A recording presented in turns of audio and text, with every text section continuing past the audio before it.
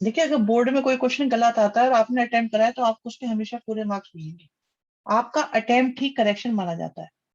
Black sheep का नाम भी लेना, ओके, ब्लैक शीप का नाम भी ले लेंगे। हाँ ठीक है ठीक है, ज्वाइन करिए आप लोग।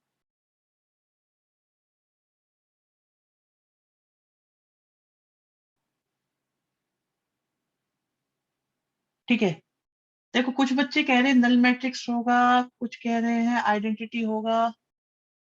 यश कुछ नहीं करना है, ऐसे ही है बस ये।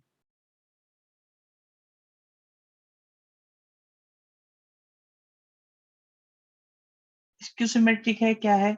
यहाँ देखो, क्वेश्चन को शुरुआत करते हैं और आराम से समझते हैं कि भाई ए माइनस ए का ट्रांसपोज किस टाइप का मैट्रिक्स है।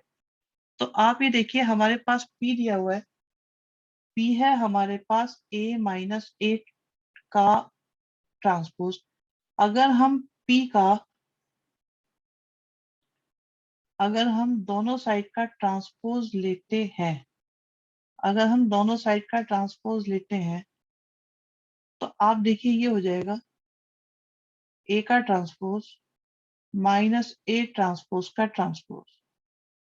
तो ये हो जाएगा ए ट्रांसपोज माइनस ए। अगर यहाँ से माइनस कॉमन लिया जाए तो ये बन जाएगा ए माइनस ए ट्रांसपोज।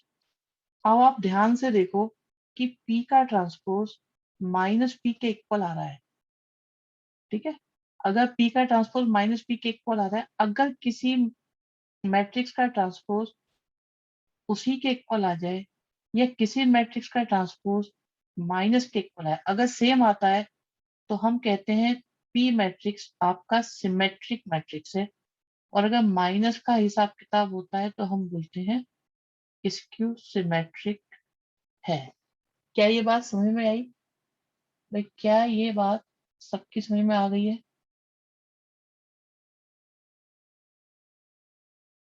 बताओ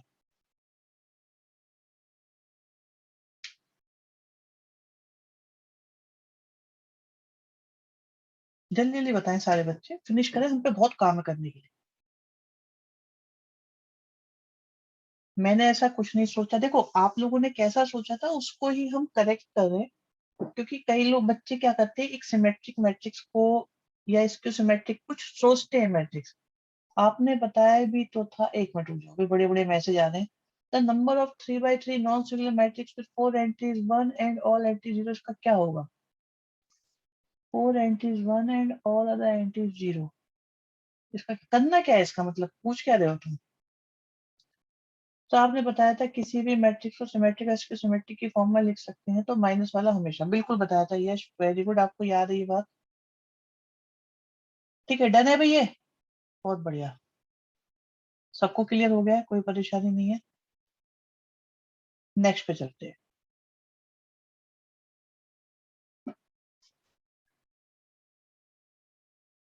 अच्छा, बच्चे ये बता रहे हैं कि सर मैंने ये बताया था, एग्जाम्पल लेके प्रूव करें तो ठीक होता है। नहीं देखो, वैसे तो एमसीक्यू है, तो एमसीक्यू में तो जैसे आप चाहो वैसे कर सकते हो। ठीक है,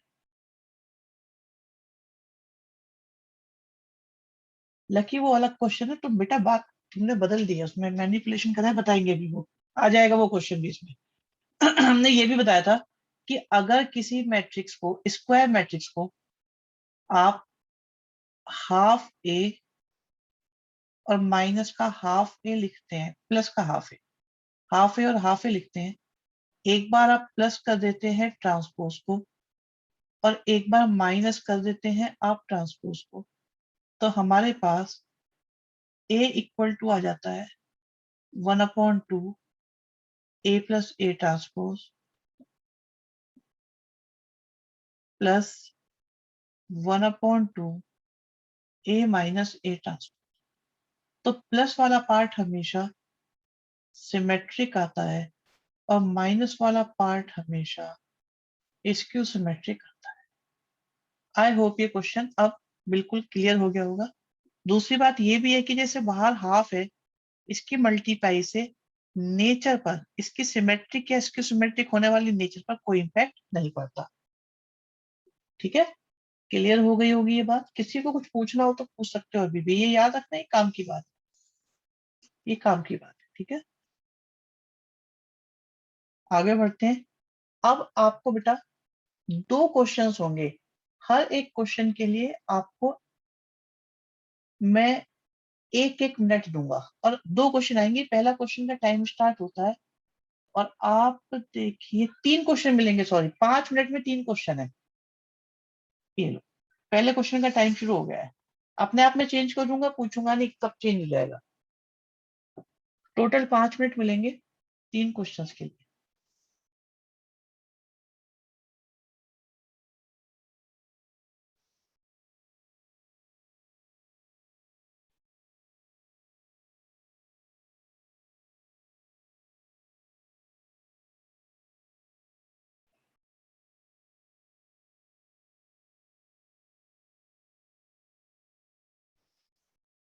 इस क्वेश्चन में हम बस आपको 1 ही मिनट देंगे क्योंकि इसमें कोई कैलकुलेशन वाला पार्ट नहीं है। तो आपके 38 सेकेंड्स हो चुके हैं। फर्स्ट क्वेश्चन, ये फर्स्ट क्वेश्चन है आपका जो लिखा हुआ है यहाँ पे।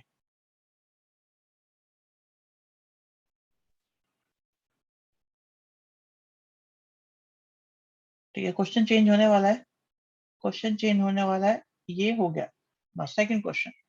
चलो इसमें टाइम मिलेगा आपको जाकर।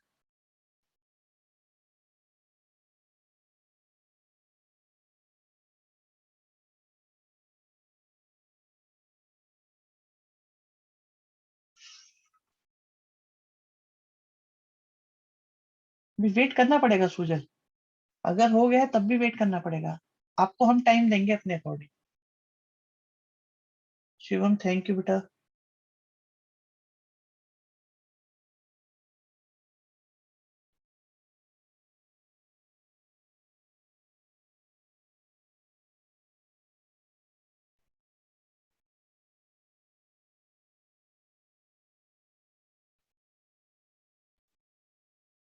शिव वो चला गया बेटा, अब वो नहीं आएगा वापस।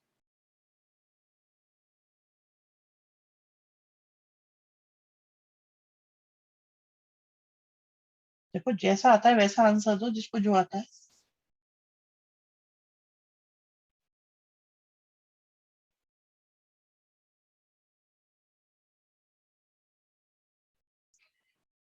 जिनका गलत होगा उनका नाम लेना क्यों भाई, जरूरी है ये?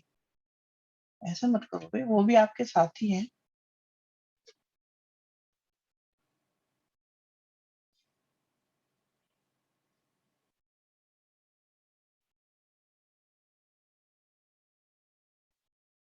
अर्जुन आता तो है क्लास में, है तो सही बेटा, अर्जुन है क्लास में। चलो मैं क्वेश्चन चेंज कर रहा हूँ, नेक्स्ट क्वेश्चन की तरफ जा रहे हैं अब हम। बस 5-10 सेकंड और। मेरा नाम लाउड स्पीकर लगा के लिया जाता है। अरे तुमसे बेटा लगाव है, सबसे प्यारे बच्चे हो तुम क्लास के। ठीक है लो भाई, फाइनल क्वेश्चन।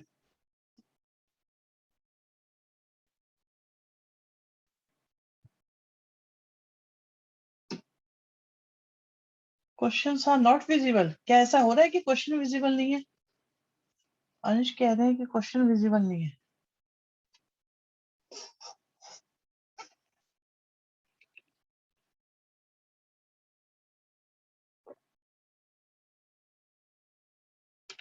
काव्य कह रहे हैं सब विजिबल है।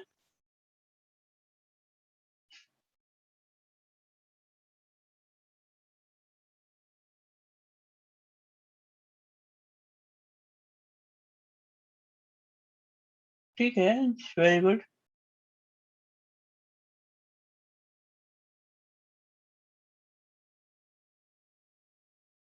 चलो टाइम ओवर होने वाला है वो आपका, अब टाइम ओवर होने वाला है।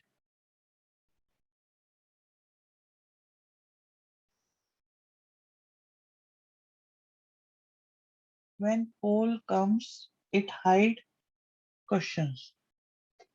अच्छा, ओहो, पोल को मिनिमाइज कर दो, पोल को मिनिमाइज कर सकते हो बेटा। एम्स बिल्कुल सही है। अच्छा, फोर्थ क्वेश्चन में अर्जुन अब वेट करो थोड़ा सा बेटा।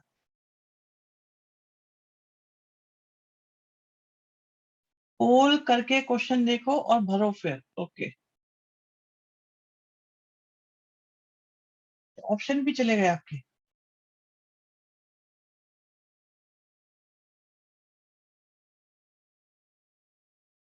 चलो कंप्लीट करते हैं, टाइम ओवर हो गया है। ये लीजिए जी, सिचुएशन ओवर, रिजल्ट दिखा देते हैं।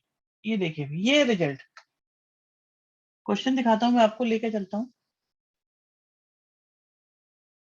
ये था हमारा पहला क्वेश्चन, पहला और तीसरा एक्चुअली सेम ही था, लिखने की भाषा थोड़ी सी चेंज करी थी। जैसे जो भी ऑर्डर होता है, अगर आपसे कहा जाए, सारे बच्चे इसे याद रखेंगे बच्चों, एडजॉइंट ऑफ ए का डिटर्मिनेंट जो होता है, वो डिटर्मिनेंट ऑफ ए के स्क्वायर के इक्वल हो जाता है। जो पावर होती है उससे एक कम हो जाता है, 3 है तो 2 हो जाएगा, 4 होती तो 3 हो जाता। ठीक है, तो इसका ऑप्शन आपका बनेगा ऑप्शन डी, जो कि 13 बच्चों ने दिया है। कुछ बच्चों ने ए भी दिया है, कुछ ने बी दे दिया, कुछ ने सी दे दिया। गलत ऑप्शन है ये आंसर सही नहीं है, आंसर इज ओनली डी। ठीक है, आगे बढ़ते हैं। नेक्स्ट, ये अच्छा क्वेश्चन है, ये काफी आता है एग्जाम में। अब आप देख सकते हैं इसका आंसर सी दिया है मोस्टली बच्चों ने, बाकी गलत भी बहुत दिए गए हैं। तो आप देखो, जैसे हमारे पास ए है, और ए का ट्रांसपोज का मतलब होता है कि जो रो में लिखा है ना, उसे आप कॉलम में लिख लो। तो ये हो गया कॉस ए और साइन ए, फिर आ गया माइनस का साइन ए, और हो गया कॉस ए। तो ए प्लस ए ट्रांसपोज अगर हमने करा, दोनों को ऐड करा, तो ये आ गया 2 cos ए, फिर ये 0 आया, फिर 0 आया, और 2 cos ए आ गया, जिसको इन्होंने बोला है ये आई के इक्वल है। आई का मतलब 1001 होता है अगर 2 वाला हो, अगर 3 वाला आई हो तो उसका मतलब ये होता है। फिलहाल ये है नहीं। अब इनको कंपेयर करो, तो 2 cos ए की वैल्यू 1 हो गई, और cos ए की वैल्यू 1/2 हो गई, और cos में 1/2 वैल्यू कब होती है, π/3 पे होती है। इसलिए बच्चों ने π/3 ऑप्शन को सेलेक्ट करा, जिन्होंने भी, उनका सही आंसर है। उम्मीद है समझ में आया कि नहीं आया, बता दीजिए। बताओ, जिस जिसकी समझ में नहीं आया मुझे बता दो एक बार।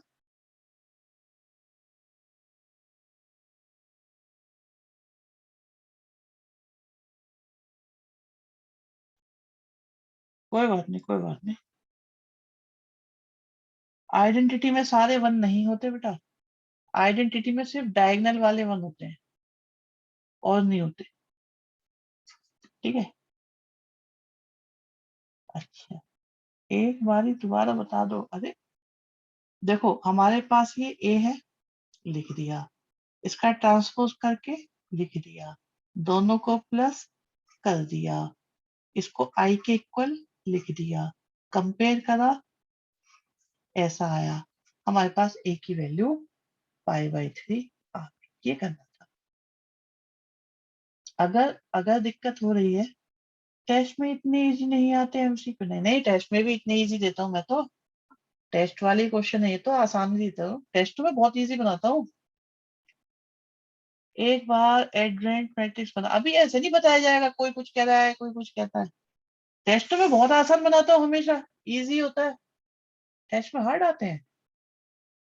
अच्छा, चलो देखते हैं, हो सकता है वो हार्ड आने वाले हो। ये भी हो गया था। अब आ जाओ नेक्स्ट क्वेश्चन, फिफ्थ क्वेश्चन। चलो वो दे भाई, पोल दे देते हैं, 3 क्वेश्चन का ही दे दे।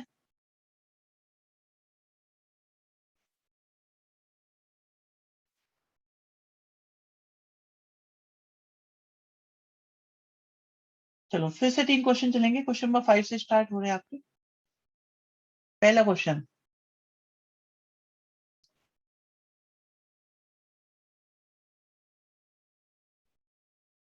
4 का आंसर ए स्क्वायर ही था पूर्वा।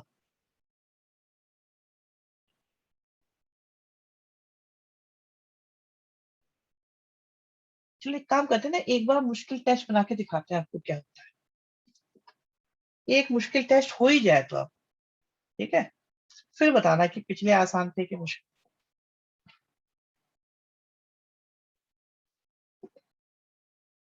पोल तो दे दिया है ना मैंने, पोल तो लॉन्च हो चुका होगा।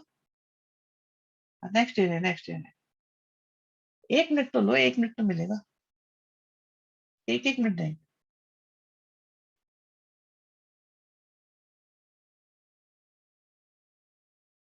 चलो नेक्स्ट क्वेश्चन पे आ जाओ।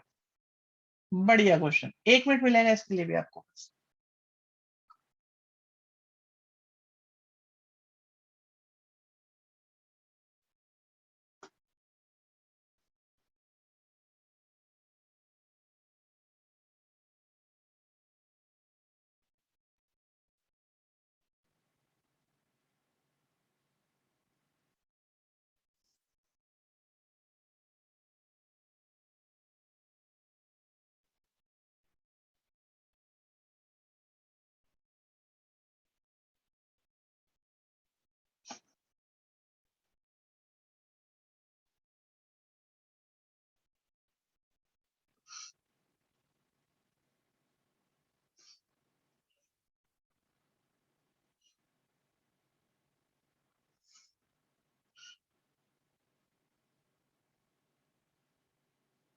कर लिया, चलो ठीक है, नेक्स्ट पे आ जाओ।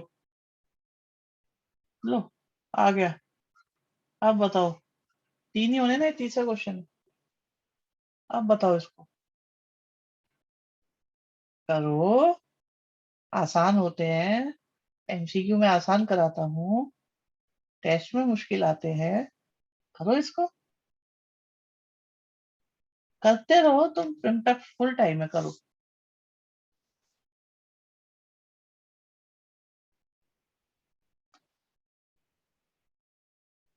टेस्ट भी आसान है, एमसीक्यू भी आसान। ये क्या बवाल है। बवाल पता लगेगा बेटा, अभी करवाएंगे जब।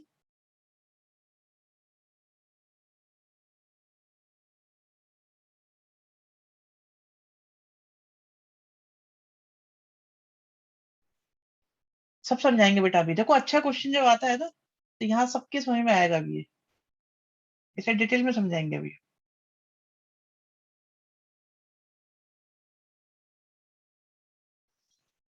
देखो हम लोग, बेटा ट्रिविल का मतलब होता है,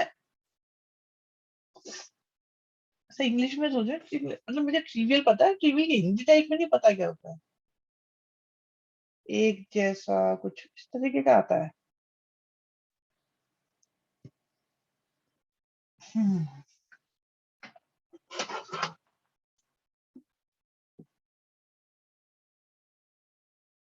लास्ट वाले में गैस कर रहे हो, कोई बात नहीं, गैस करो फिर हम इसे लॉजिक समझाएंगे।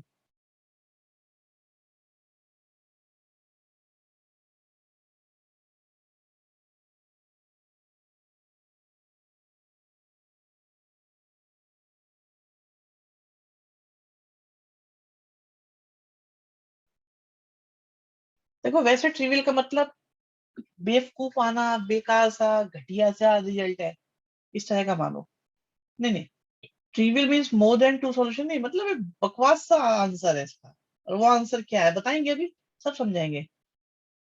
वैविध्य, very good.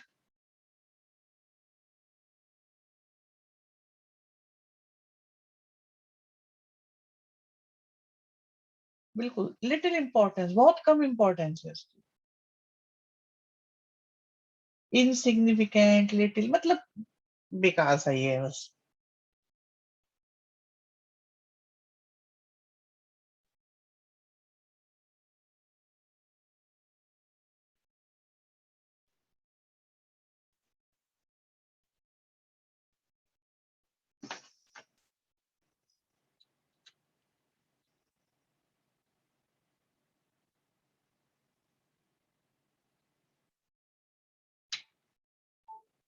Yes, very good. Second question show कैसे कर दे। लो चलो कर देते हैं बेटा, ये एक बार निकल जाता है ना, उसके बाद नहीं आएगी बारी क्वेश्चन की, ठीक है। लो बस इतना ही टाइम था। चलो बहुत टाइम हो गया, बस मैं बता देता हूँ। पोल एंड होता है और यहाँ पे सीखने को मिलेगा अब आपको काफी कुछ। रिजल्ट देख लो। पहला था ए बी माइनस बी ए किस तरह का मैट्रिक्स होता है, हमें नहीं पता, तो हम स्टार्ट करेंगे इसको पी से। ठीक है, दोनों साइड का ट्रांसपोज करा। अच्छा भाई, बहुत सारे बच्चों ने ए दे दिया कि जीरो होता है। ओके, वो सोच रहे कट जाएगा तो जीरो ही हो जाएगा। Very good very good. तैयारी अच्छी चल रही है, तैयारी अच्छी चल रही है। कोई बात नहीं, अभी सिखाते हैं। अब ट्रांसपोज का मतलब हो गया ए बी का ट्रांसपोज और बी ए का ट्रांसपोज। अकॉर्डिंग टू क्वेश्चन ए कैसा मैट्रिक्स है, सिमेट्रिक। बी कैसा मैट्रिक्स है, सिमेट्रिक। अगर ए सिमेट्रिक है तो इसका ट्रांसपोज इसी के इक्वल होगा। बी सिमेट्रिक है तो बी का ट्रांसपोज बी के इक्वल होगा। यहां से आया B transpose A transpose, A transpose B transpose, जो बन गया B A minus A B, और माइनस कॉमन लिया तो बन गया ए बी माइनस बी। जिन बच्चों ने जीरो लगाया उन्हें मैं बता दूं, मैट्रिसेस में A B is not equal to B A in general.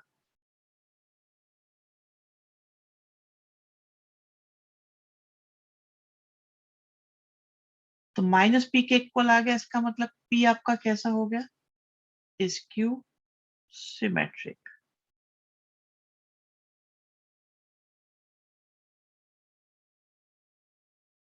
ये बी के आगे कैसे आ गया सर, ये क्वेश्चन नंबर 2 है। ये क्वेश्चन नंबर 2 है, इससे पहले भी मैंने दिया था, कोई बात नहीं। अच्छा अच्छा ठीक है बेटा, अभी चेक कर। तो ये आपका स्क्यू सिमेट्रिक है, ठीक है। अच्छा क्वेश्चन नंबर 2 है ये, मैंने गलती से देख लिया। अच्छा, इससे पिछला वाला फर्स्ट था ये, ठीक है ठीक है। तो इसका आंसर दिया है बच्चों ने। ओके माय मिस्टेक, मैंने पोल गलत ले लिया।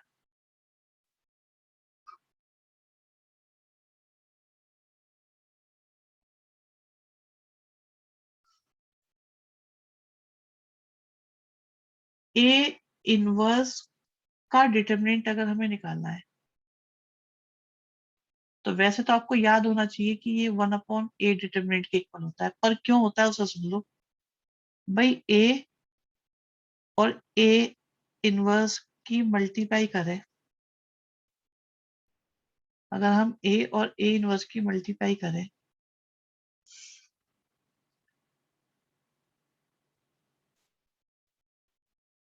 तो हमारे पास आएगा आई। अब दोनों साइड का अगर हम डिटरमिनेंट करें, अलग अलग भी कर सकते हैं। आई का डिटरमिनेंट 1 होता है, ए इनवर्स का डिटरमिनेंट हमें निकालना है, तो ये इक्वल टू जाएगा ऐसे, और ऑप्शन बन जाएगा ए। बच्चों ने बहुत बढ़िया आंसर दिया, 36 में से 30 का आंसर आया, अच्छा लगा। वेरी गुड बेटा, बहुत बढ़िया, शाबाश, किसी को कोई प्रॉब्लम इसमें नहीं है।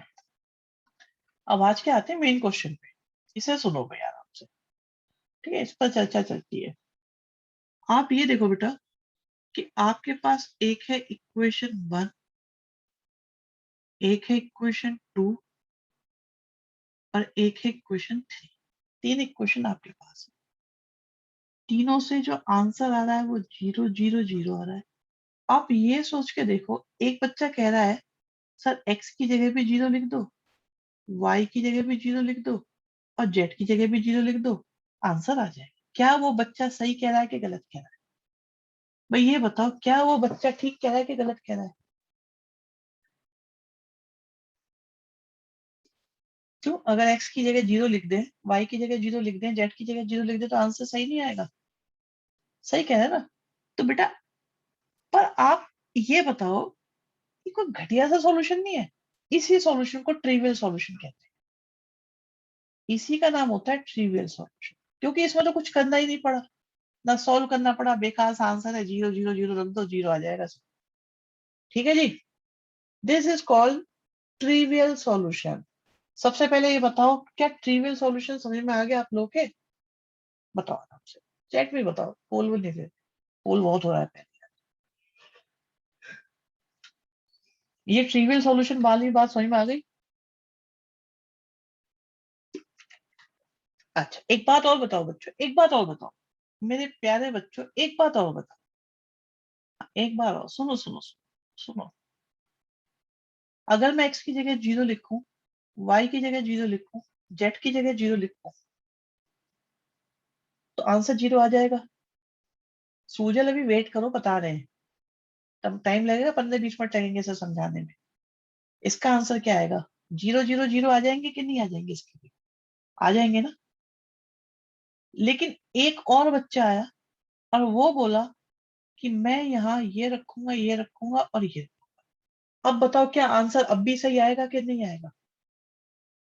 क्या अब भी आंसर 0 आएगा या नहीं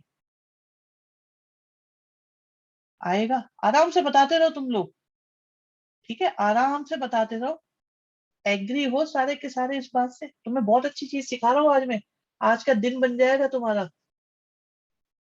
ठीक है ये बात? ऐसे तो एक बच्चा बोला सर 4 रख दो, 2 रख दो, 2 रख दो, अब भी 0 आ जाएगा। तो इस तरह के सॉल्यूशंस को बोलते हैं हम नॉन ट्रिवियल। ये होते हैं नॉन ट्रिवियल।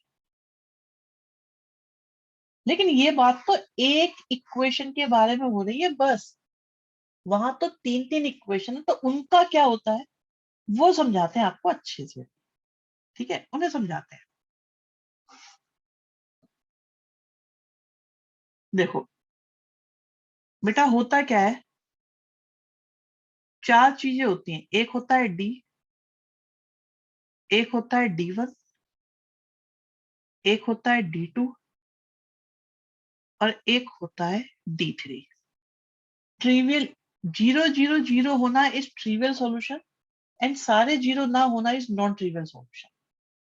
शिवम पूछ रहे हैं सर ट्रिवियल और नॉन ट्रिवियल में डिफरेंस क्या है? तो बेटा डिफरेंस ये है कि अगर तीनों वैल्यू 0 है, in mathematics we call them trivial solution. बेकार सा सॉल्यूशन है, सॉल्यूशन पर कुछ मजा नहीं आया।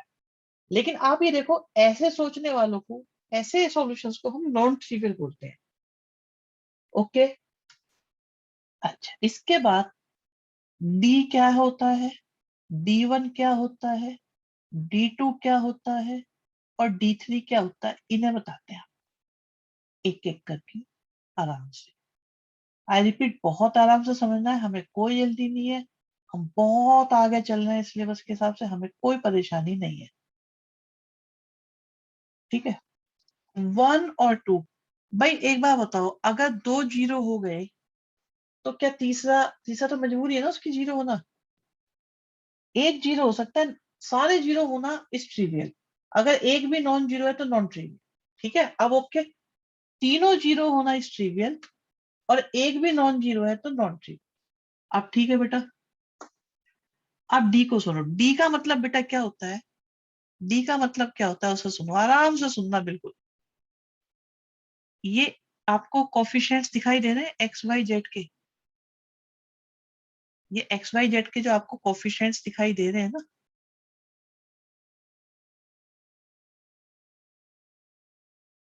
तो अगर हम इनको लिख दें A1 B1 C1 A2 B2 C2 A3 B3 C3, ये D की वैल्यू होती है। D1 में क्या होता है बच्चों? ये X वाले कोफिशिएंट थे, B Y वाले कोफिशिएंट थे, C Z वाले थे। D1 का मतलब होता है X वालों की जगह इन तीनों को लिख दो। आराम से सुनना, आराम से सारे बच्चे आराम से सुन। यस बताना पड़ेगा। एमसीक्यू है, चलेगा। ध्यान से सुनो सारे बच्चों, बहुत ध्यान से। ये वो चीज बता रहा हूं अभी तक आप लोगों ने करी नहीं है।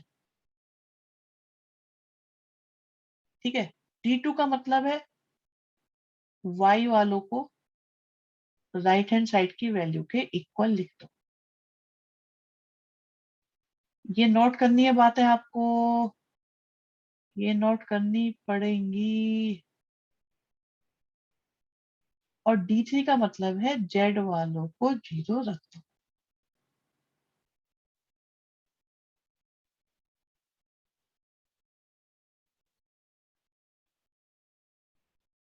B 0 होगा सेकंड में, अभी बताते हैं।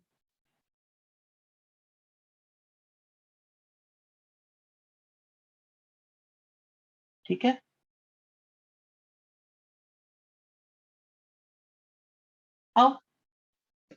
अब इनकी वैल्यू निकालनी है। आप ये देखो, अकॉर्डिंग टू क्वेश्चन ये तो 0 है। ठीक है।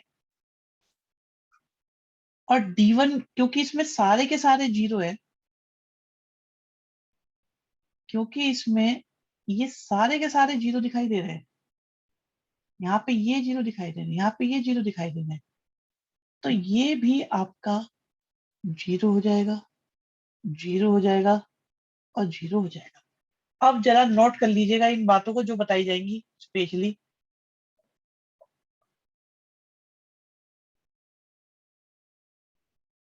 ठीक है। अब नोट कर लेना इन बातों को जो बताई जा रही है, खास बातें हैं ये।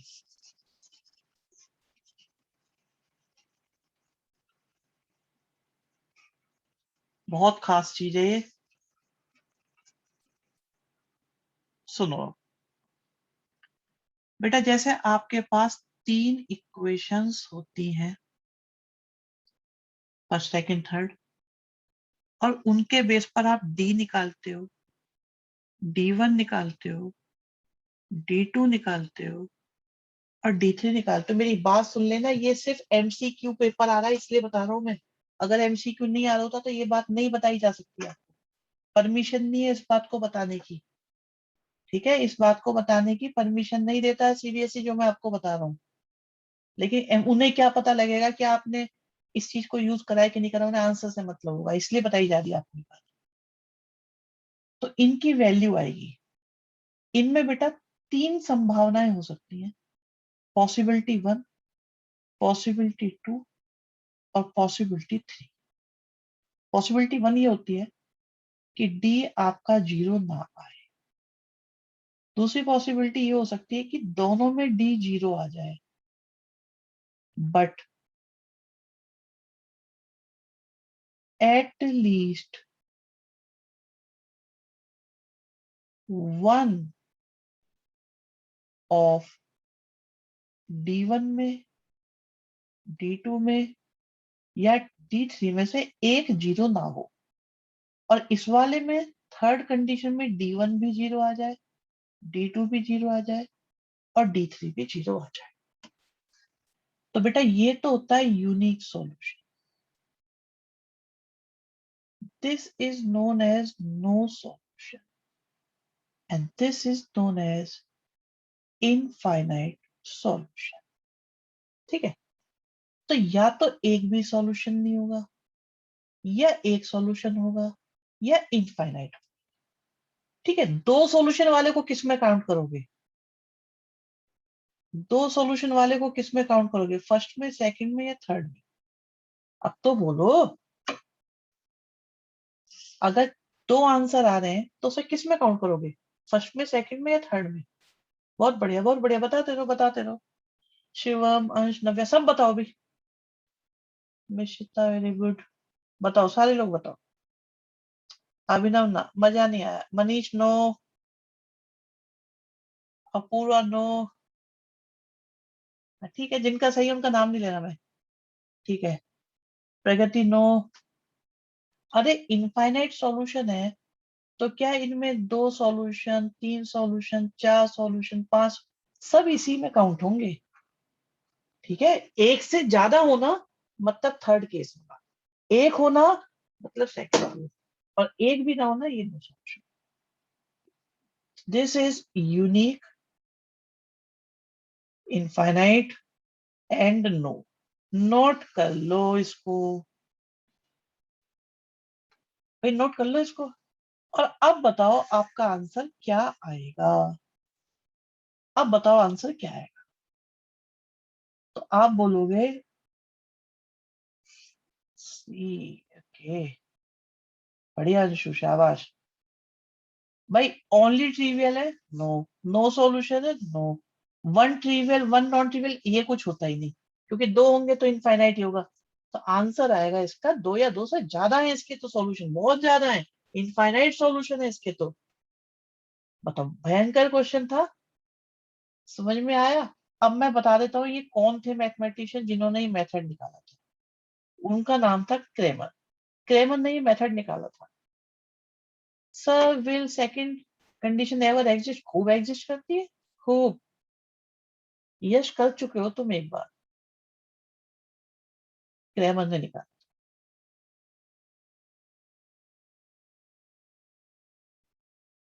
आज तो आसान लग रहा होगा हर्षित। यश बिल्कुल इजी। हाँ भी, समझ में आ गया सबको? किसी को परेशानी, किसी को परेशानी इसमें हो तो बताओ। How as sir we have put 3 0। अभी बताते हैं। देखो होता क्या है बेटा, ये जो कोफिशिएंट होते हैं ना, ये होते हैं एक्स वाले, ये होते हैं वाई वाले, और ये होते हैं जेड वाले। सुन लो बच्चों, प्यार से सुनो, आराम से लिख लेना। अभी बता रहे हैं बेटा, अभी बता रहे हैं, अभी बता। तो और ये होते हैं राइट वाले। तो एक्स वालों को यहां से, एक्स वालों को आप रिप्लेस कर दो राइट वालों से, तो D1 आ जाता है। मैं इसे DX भी बोलता हूँ। वाई वालों को राइट वालों से रिप्लेस कर दो, तो DY आ जाता है। मैं इसे DY भी बोल देता हूँ। जेड वालों को रिप्लेस कर दो तो D3 आता है, और मैं इसे DZ भी बोल देता हूँ। और एक स्पेशल बात बच्चों, अगर D1 अपॉन डी कर दे तो x की वैल्यू आ जाएगी, अगर D2 अपॉन डी कर दे तो y की वैल्यू आ जाएगी, अगर D3 अपॉन डी कर दे तो z की वैल्यू आ जाएगी, जो कि इस क्वेश्चन में नहीं आएगी, क्योंकि d आपका 0 है। मुझे पता है मुश्किल लग रही होगी बात बहुत सारे बच्चों को। हाँ, तो मैं ये बता रहा था कि अगर d नॉट इक्वल टू 0 आ जाए तो यूनिक सॉल्यूशन होता है, ये कंडीशन बन जाती है। तो अगर सारे 0 आ जाए तो थर्ड कंडीशन होती है इनफाइनाइट सॉल्यूशन। इनफाइनाइट सॉल्यूशन क्या होता है बताऊं मैं आपको? भाई, इनफाइनाइट सॉल्यूशन समझाओ क्या मतलब होता है इनफाइनाइट सॉल्यूशन। अभी बताते हैं। और अगर डी तो 0 आ रहा हो, लेकिन इनमें से एक भी नॉन जीरो आ गया, तो हम कहते हैं no solution.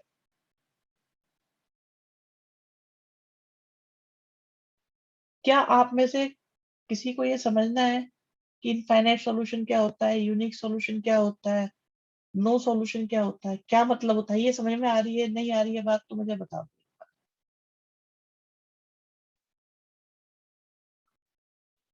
So in this case we can apply in non-trivial case.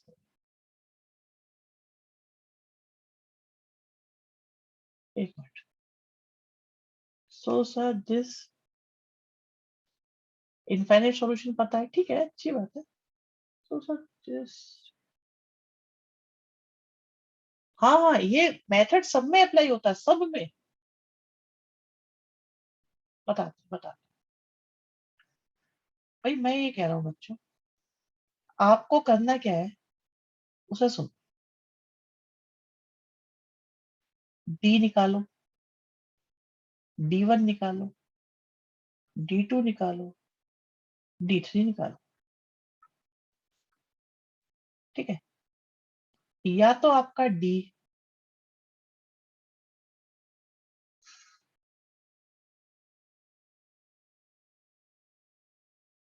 हर्षित वो क्वेश्चन नहीं आएगा भाई, कैसी बातें कर रहे हो? सुनो, तुम मरवाओगे बच्चों में यहाँ पे। सुनो भाई आराम से। या तो डी की वैल्यू 0 आएगी, या डी की वैल्यू 0 नहीं आएगी। अगर डी की वैल्यू 0 नहीं आई तो क्वेश्चन खत्म। अंश, तुम सही सोच रहे हो बेटा। अगर डी की वैल्यू 0 नहीं आई तो क्वेश्चन खत्म, यूनिक सॉल्यूशन हो गया। भाई अभी अभी अंश ने एक बात पूछी है, मेरे को लगता है वो बात सबके काम की है।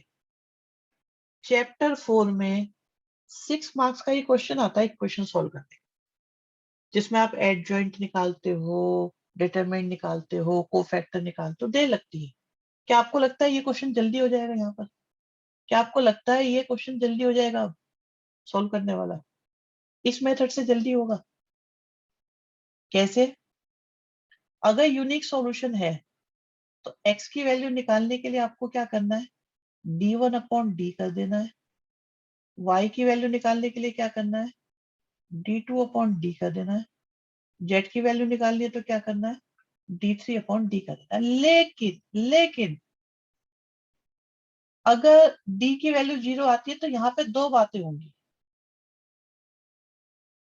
दो बातें ये होंगी कि ऐसा भी हो सकता है d तो 0 आ ही रहा है और d2 d3 भी 0 आ रहे हैं, तो हम ये बोलेंगे इसके होंगे इनफाइनाइट सॉल्यूशन। और अगर d 0 आया परंतु कोई एक, कम से कम कोई एक भी अगर नॉन जीरो आ गया, बोले तो d1 d2 d3 में से कोई भी नॉट इक्वल टू 0 है, तो हम बोलेंगे नो सॉल्यूशन। मेरी बात बताओ बच्चों जरा, ये अगर समझ में नहीं आई है, मेरे को एक बात बताओ, आराम से सोच के बताना जरा, ध्यान से बताना सारे बच्चे, बेटा बिल्कुल मन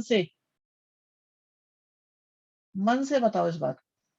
ये एक लाइन है, ये दूसरी लाइन है, दोनों एक दूसरे को इंटरसेक्ट कर रही है एक पॉइंट पर। दोनों एक दूसरे को इंटरसेक्ट कर रही है एक पॉइंट पर। ये पॉइंट लाइन 1 पर भी है, ये पॉइंट लाइन 2 पर भी है। तो इस तरह के इस पॉइंट को हम बोलेंगे यूनिक सॉल्यूशन। यस और नो? क्या ये यूनिक सॉल्यूशन होता है? सॉल्यूशन का मतलब होता है दोनों को सेटिस्फाई करने वाला। ये यूनिक सॉल्यूशन होता है सबका। किसी को कोई दिक्कत है इसमें बताओ, किसी को भी कोई दिक्कत हो तो बताओ। ठीक है, अब क्या होता है, एक लाइन ये रही, ठीक है, और एक और लाइन आ गई इस पे, दो लाइनें एक के ऊपर एक। तो अब हर एक पॉइंट दोनों इक्वेशंस को सेटिस्फाई कर रहा है। हर एक पॉइंट दोनों इक्वेशंस को सेटिस्फाई कर रहा है। मानते हो ये बात?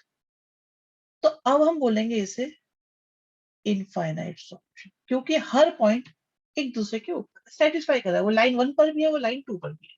उसे आप लाइन 1 का मान लो चाहे लाइन 2 का मान लो, इसे आप लाइन 1 का मानो चाहे लाइन 2 का। Infinite solution. तीसरी कंडीशन, एक लाइन एंड दूसरी लाइन पैरेलल है।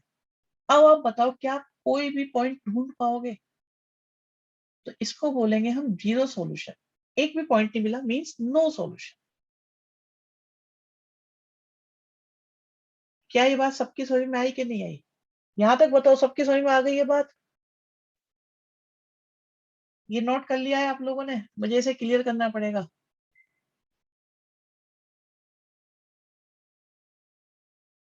किसी को दिक्कत हो मुझे बता देना अभी भी, क्योंकि अब बात बढ़ने वाली है अचानक। अब बात बढ़ने वाली है। ठीक है, सुनो, अब सुनो आराम से। बेटा जैसे क्या होता है ना,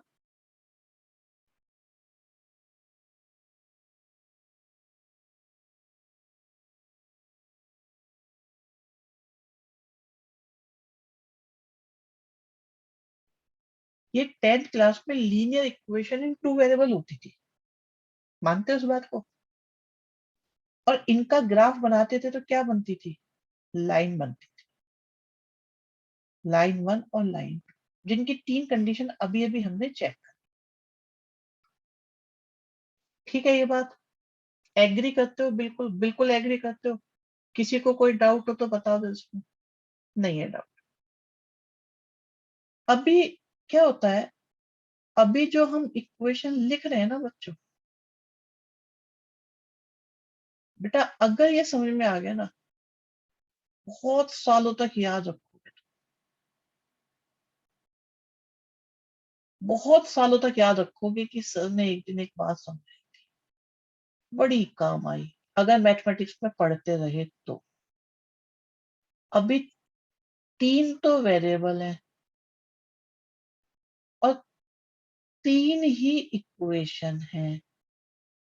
तो जो 3 वेरिएबल होते हैं ना, इनसे लाइन नहीं बनती, इनसे बनता है प्लेन। हाँ, मजा नहीं आया, कलर अच्छा नहीं। इनसे बनता है प्लेन। तो पहली लाइन से पहला प्लेन बन गया। प्लेन मतलब आप देखो, आप रूम में बैठे हो तो आपको दीवारें दिखनी है, दीज आर प्लेन। और इन दीवारों को आप कितना भी बढ़ा लो दोनों साइड, तो ये प्लेन होता है। ये पहली लाइन है, पहला प्लेन। अब सुनो जरा, दूसरी लाइन और दूसरा प्लेन,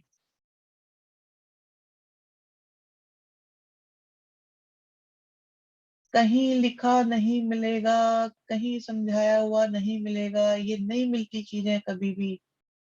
दूसरी लाइन दूसरा प्लेन।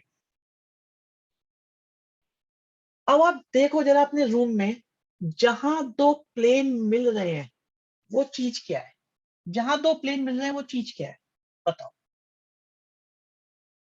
जहां दो प्लेन मिल रहे हैं वो चीज क्या है? एज है। क्या हम उसे लाइन, क्या हम उसे लाइन मान सकते हैं? बताओ बताओ। क्या हम उसे लाइन मान सकते हैं? Line segment. बेटा लाइन सेगमेंट नहीं बोलेंगे, क्योंकि प्लेन, मैंने प्लेन के पार्ट बनाए, प्लेन इनफाइनाइट होता है। प्लेन इनफाइनाइट होता है। हाँ आपने सही बोला है, आपका तो सही है ही। शिवम ने सही बताया, लाइन होगी। आप देखो, जब दो प्लेन इंटरसेक्ट करेंगे, देख लो यहाँ पे, ये इस जगह देखो, ये लाइन बन रही है ना बीच में। कोई भी प्लेन मिलाओ, ये देखो बन गई लाइन। और क्या दिखा? ठीक है, एग्री करते हैं इस बात से? तो दो प्लेन से तो आ गई है एक लाइन, एक लाइन आ चुकी। दो प्लेन से एक लाइन आ चुकी है, ये रही। बढ़िया नहीं आई। अब आया तीसरा प्लेन। ये तीसरा प्लेन है, और ऊपर वालों से आई थी एक लाइन। अब वो लाइन जब इस प्लेन से इंटरसेक्ट करेगी तो क्या आएगा? बताओ क्या आएगा बच्चों, क्या आएगा? क्या एक पॉइंट नहीं आएगा?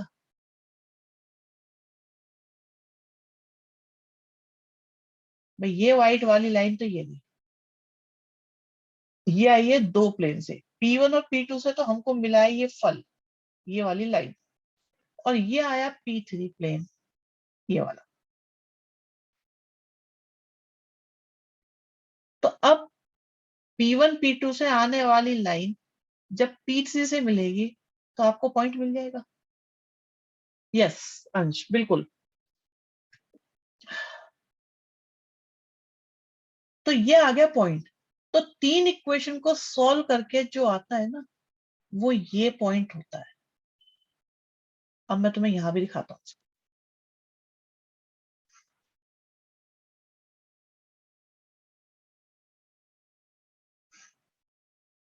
चेक करो, ऐसा ही है ना? और ये पॉइंट क्या है मैं दिखाता हूं आपको। ये पॉइंट है जो तीनों प्लेन पर है।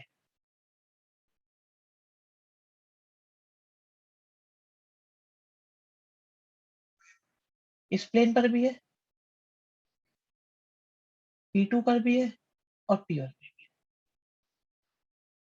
How we are getting plane from the equation, chapter number 11 में समझाएंगे इस बात को। ठीक है, 3D में चलेगा ये। कुछ समय भी आ रहा है या ऐसे ही मैं बोले जा रहा हूँ, बोले जा रहा हूँ, तुम्हारा खून पी रहा हूँ? तो तीन प्लेन से यूनिक सॉल्यूशन मतलब ये होता है। निकालने का तरीका क्या है? एक्स निकालना है तो क्या करो, D1 अपॉन डी करो। वाई निकालना है तो क्या करो, D2 अपॉन डी करो। अभी तो मैंने है ना बेटा सिर्फ आपको पानी के ऊपर तैराया है, अभी आपको गोता लगाना नहीं सिखाया। इसमें गोता लगाओगे तो डूब सकते हो, इसलिए नहीं अभी सिखा रहा। जब तुम लोग और मैच्योर हो जाओगे मैं गोता लगाना भी सिखाऊंगा इसी कंसेप्ट में। इस कंसेप्ट का मैंने ओवरव्यू दिया है बस अभी आपको। ये सिर्फ झांकी है, सारी बात अभी इसकी बाकी है।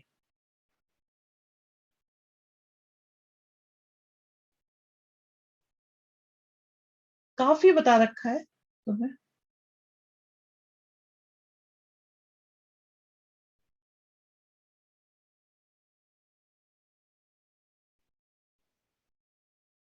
चलो चलो कोई बात नहीं। तो एक सिंपल सी बात याद रखने की क्या है, अगर D not equal to zero है तो we will have unique solution. Summary पे आ जाओ, इसे याद रखो बस। और अगर डी, डी1, डी2, डी3 सब जीरो आ गए तो होगा इनफाइनाइट सॉल्यूशन। और अगर डी तो जीरो आया बट डी1, डी2 या डी3 में से कोई भी नॉन जीरो आ गया तो नो सॉल्यूशन। और अगर x की वैल्यू निकालनी है तो d1 अपॉन डी कर दो, y की वैल्यू निकालनी है तो d2 अपॉन डी कर दो, z की वैल्यू निकालनी है तो d3 अपॉन डी कर दो। तीन वेरिएबल वाली क्वेश्चंस को करने का ये बहुत आसान तरीका माना जाता है। हाँ जी, किसी को कोई टिप्पणी करनी है तो बता दो, कोई है टिप्पणी करने वाला?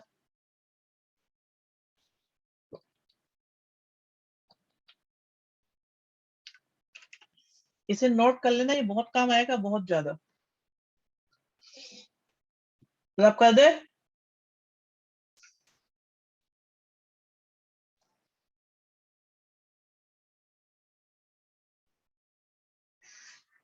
तो नेक्स्ट क्वेश्चन पे आते हैं। चलो एक्स की वैल्यू निकाल दो, आराम से निकाल। सब मुश्किल बहुत है ऐसे समझना, रिकॉर्डिंग कर रहे हैं बेटा, 4-5 बार देखते हो जाएगा। बज गई पीपनी, कैसे करें टिप्पणी? बज गई पीपनी, कैसे करें टिप्पणी? अच्छा, एक्स की वैल्यू आ गई भाई। एक्स की value, okay okay okay okay okay okay. बहुत बढ़िया बहुत बढ़िया। भाई मुझे कुछ डाउट हुआ है अभी अभी कि बच्चों ने आंसर गलत दिया है, सबने। क्यों हुआ है ऐसा? डाउट हुआ है, नॉट श्योर। ईश्वर करे आप सही हो मैं गलत हूं। कि यहां से आ रहा है 2x² - 40 इक्वल टू 18 + 14। अगर किसी बच्चे ने सिर्फ 3 आंसर दिया है, ये कितना हो गया? तो उसका आंसर मुझे लग रहा है गलत है। ये हो गया 32 और 72 आ गया।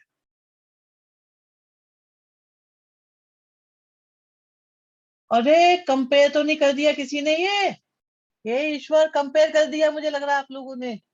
हे राम मुझे उठा ले, क्या कर रहे हो तुम लोग?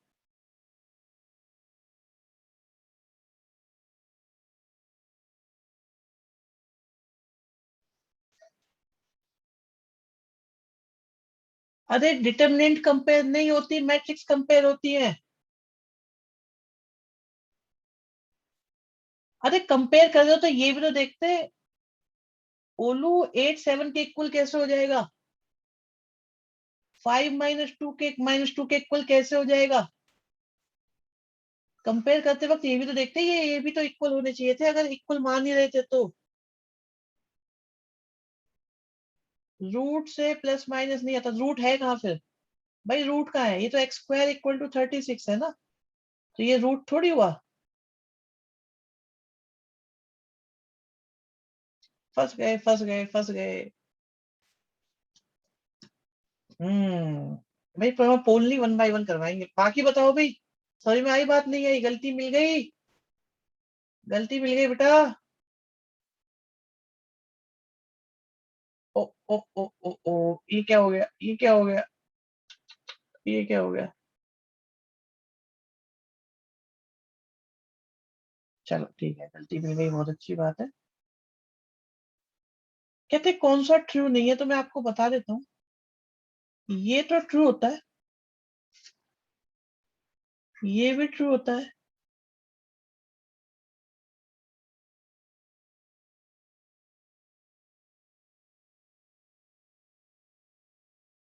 ये कैसे कैसे क्वेश्चन दे रहे हो बेटा, जैसे जैसे आएंगे ना वैसे वैसे दे रहे।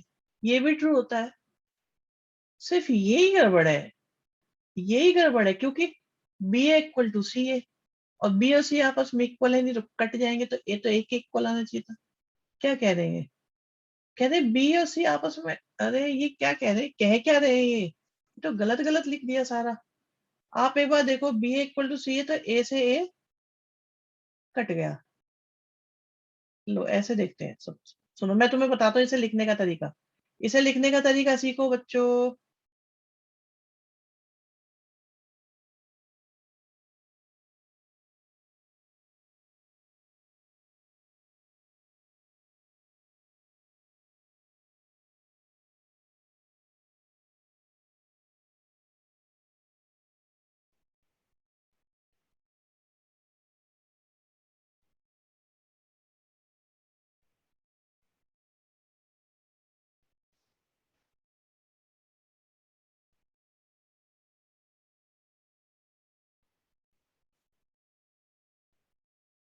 ये तो इक्वल आएंगे आपस में, ठीक है। पता लगी बात कुछ।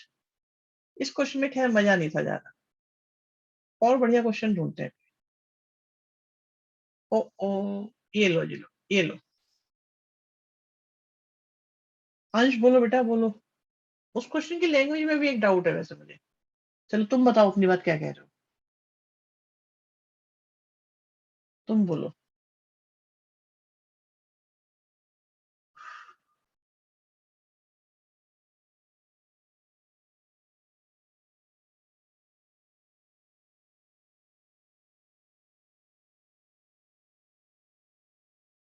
अनम्यूट करवा है, लो जी अनम्यूट करो, बोलो। सर हम्म, सर जो लास्ट का डी पॉइंट है, तो सर आपने ना एक असाइनमेंट दिया था जिसमें सर ऐसा ही क्वेश्चन था कुछ 1 मार्क का। तो सर उन्होंने लिखा हुआ था कि if B A equals to C A then B is not equal to C. तो सर बी तभी इक्वल होगा जब determinant of A not equal to 0 होगा। तो सर बिल्कुल सही इसका बात है। सर यहाँ लॉजिक क्या था? इसीलिए मैं कह रहा था बेटा, यहाँ पे दो बातें इनकम्प्लीट है। एक तो यहाँ पे ये भी लिखा होना चाहिए था, क्योंकि ए इनवर्स को एग्जिस्ट करवा रहे हैं। दूसरी कमी यहाँ पे ये थी कि यहाँ पे ए के बारे में इंफॉर्मेशन नहीं दे रखी, इसलिए ये इनकम्प्लीट क्वेश्चन माना जाएगा। इसलिए मैंने इसको हटा दिया, इस पे हमने डिस्कशन इसलिए रोक दिया था इमीडिएटली। ये सर रीजन था नहीं, इसका। सर मींस वो तो क्लियर है, पर सर अगर ए कोई नॉन नल मैट्रिक्स हो जिसका डिटर्मिनेंट 0 हो, पर सर तब तो ये कंडीशन फिर भी सेटिस्फाई करेगी। हाँ बिल्कुल कर जाएगी। तो सर फिर पर वहां लिखा हुआ आप था ये ना, देखो ना, ये ऐसा इसलिए। हो जाएगा, और यहाँ से ए कॉमन आ जाएगा, बी माइनस सी जीरो आ जाएगा। और अगर ए जीरो हो गया, अब बी और सी इक्वल हो या ना हो, कोई फर्क पड़ेगा इस बात से, बताओ। आप ये बताओ, अगर ये जीरो है, सोचो कि ये जीरो है, तो बी कुछ भी हो, कुछ भी हो, तो क्या बी सी के इक्वल हो ना हो, कोई फर्क पड़ेगा इस बात से, नो बताओ आप। सर। नहीं पड़ेगा ना। इसलिए इनकम्प्लीट क्वेश्चन है, क्योंकि ए के बारे में कोई इंफॉर्मेशन नहीं है, इसलिए बेकार हमने करके हटा दिया इसको, ठीक है। यस सर, तो सर वो स्टेटमेंट गलत थी ना जिसमें डिटर्मिनेंट बिल्कुल, ऑफ वो ए। इनकम्प्लीट स्टेटमेंट है, इनकम्प्लीट है। ये भी यस एक सर, क्लियर। इनकम्प्लीट बात लिखी हुई है यहाँ पे, ये भी तो लिखा होना चाहिए था। भाई आप बी के इनवर्स के लिए कह रहे हैं कि B not equal to zero होना चाहिए, तो ए का इनवर्स के लिए भी तो ए नॉट इक्वल टू जीरो होना चाहिए, और ए इंटू बी भी नॉट इक्वल टू जीरो होना चाहिए, तभी तो इनवर्स एग्जिस्ट करेंगे। तो ये क्वेश्चन की लैंग्वेज बेकार है, क्वेश्चन मजेदार नहीं है, इसलिए हटाओ इसको, ठीक है बेटा। सर ए इनवर्स की जगह ए इक्वल टू 0 नहीं होना चाहिए? ए पार्ट के लिए कह रहे हो, सर आपने लिखा था ना determinant of A equals to 0, तो सर इसकी बजाय not A equal to equals zero, to not 0। Equal to zero. भाई ए इनवर्स लाना है तो नॉन जीरो होना चाहिए ना, ए बी का इनवर्स लाना है तो A into B not equal to zero होना चाहिए। जिसका सर इनवर्स चाहिए डी वो पार्ट हमें का। नॉन जीरो चाहिए। सर नहीं सर, डी पार्ट का पूछ रहा था मैं। अच्छा डी पार्ट में क्या पूछ रहे थे? सर वो आपने लिखा था ना पहले कि determinant of A equal not equal to 0, तो sir E not equal to 0 होना चाहिए ना? हाँ, अगर हमें ये लाना है तो ए नॉट इक्वल टू 0 होना चाहिए। भाई आप ये देखो कि बी माइनस सी के साथ ए आपका 0 आ रहा है, तो यहां से 3 केस बनते हैं, एक ये या एक ये, ठीक है, या बोथ, ठीक है। अब अगर ये 0 नहीं है तो फिर तो ये आपस में 0 होंगे ना, फिर तो इसको होना पड़ेगा है। और अगर ये 0 है, अगर ये 0 है तो ये कुछ भी होते रहो, फिर कोई फर्क ही नहीं पड़ने का, ठीक है। तो ये क्वेश्चन इनकम्प्लीट है, इसलिए इसकी लैंग्वेज में हम परेशान होते ही रहेंगे, इसमें बहुत सारी बातें हिडन थी जो बताई नहीं गई। चलो इसे देखो नेक्स्ट, ये हो जाएगा हमारे पास ए क्यूब की डिटर्मिनेंट का स्क्वायर, जो हो जाएगा ए क्यूब डिटर्मिनेंट इंटू ए क्यूब का डिटर्मिनेंट। क्या लिख दिया ये? सुनो, इस क्वेश्चन को मैं करके दिखाऊंगा ऐसे, जल्दबाजी में नहीं, बढ़िया लग रहा है ये देखने में, एमसीक्यू का अच्छा क्वेश्चन लग रहा है ये। बिल्कुल, अभी चेक करते हैं बेटा, अभी चेक करते हैं। भाई देखो, ए का डिटर्मिनेंट,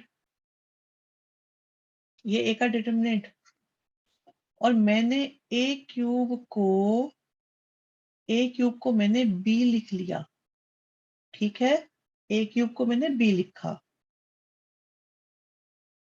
और अब अगर मैं अपने क्वेश्चन को देखूं तो एडजॉइंट ऑफ बी का डिटर्मिनेंट मुझे निकालना है, जो हो जाएगा बी के डिटर्मिनेंट का स्क्वायर, ठीक। आप ये देखो, बी मेरा ए इंटू ए है, इसलिए बी डिटर्मिनेंट मेरा ए डिटर्मिनेंट और ए डिटर्मिनेंट होगा, जिसकी वजह से ये ए डिटर्मिनेंट का क्यूब आ जाएगा। ए डिटर्मिनेंट का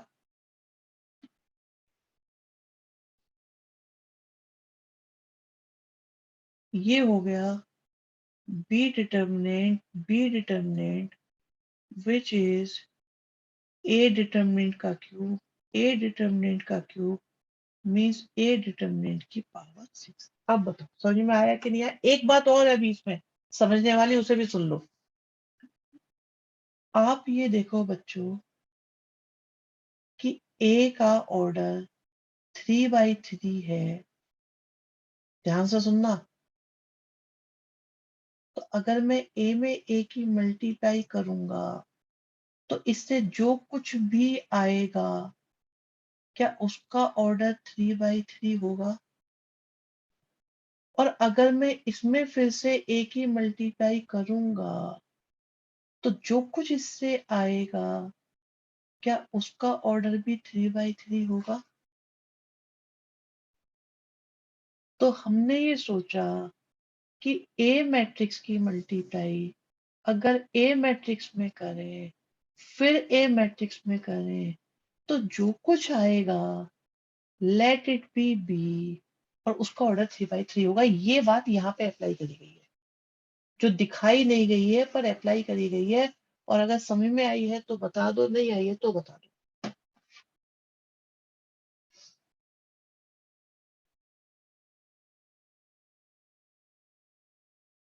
किसी को प्रॉब्लम है तो बता दो। कमजोर दिल वालों को दिक्कत हो रही होगी थोड़ी सी भी, या जिनका चैप्टर नहीं हुआ है सिर्फ उनको दिक्कत होगी।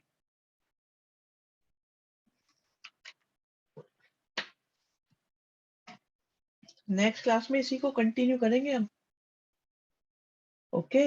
एमसीक्यू के अंदर क्या आ सकता है, अब आप सोचो जरा कि अगर क्लास में क्वेश्चन आ रहा है तो उसमें चीटिंग का स्कोप है कि नहीं है? भाई आपको किस पे भरोसा होगा कि ये सही कर रहा है कि गलत कर रहा है? रिस्क है चीटिंग करने में। आपको तो नहीं करनी, लेकिन बच्चे तो प्लान करके चलते हैं ना, एमसीक्यू है तो चीटिंग हो जाएगी। आप बताओ क्वेश्चन ऐसे हो तो एक क्लास पहले अब बता दिए चैप्टर 3 और 4 के करेंगे तो। हाँ ठीक है, अभी तो सीरीज सही चल रही है तुम्हारी स्कैम। अंशु और अंश मेरे दोस्त हैं, दोस्त तो हैं तुम्हारे, लेकिन इससे क्या होगा, वो खुद भी परेशान होंगे ना थोड़ा सा। कोई चीटिंग का तरीका हो सकता है? अरे चीटिंग का कोई तरीका नहीं है, खुद को स्ट्रॉन्ग कर लो, यही एक तरीका है। इतने साल इतने महीनों तक मेहनत करोगे, चीटिंग चलेगी तो गड़बड़ हो जाएगी, बुरी तरह फंस जाओगे। एमसीक्यू में तो बहुत बुरी तरह फंसते हैं बेटा। अपना कंप्लीट करो और फिर करो। प्रैक्टिस करवाएंगे, आपकी करवा रहे हैं। आपको लग रहा है इससे मुश्किल आ सकता है कुछ? भाई आपको लग रहा है कि इससे मुश्किल आएगा कुछ? अगर मैं ये सब तुम्हें सिखा दूं, तुम्हें लग रहा है आपके स्कूल में कोई परेशान करेगा किसी को भी? दिल्ली सरकार, कोई भी आपको परेशान कर सकता है।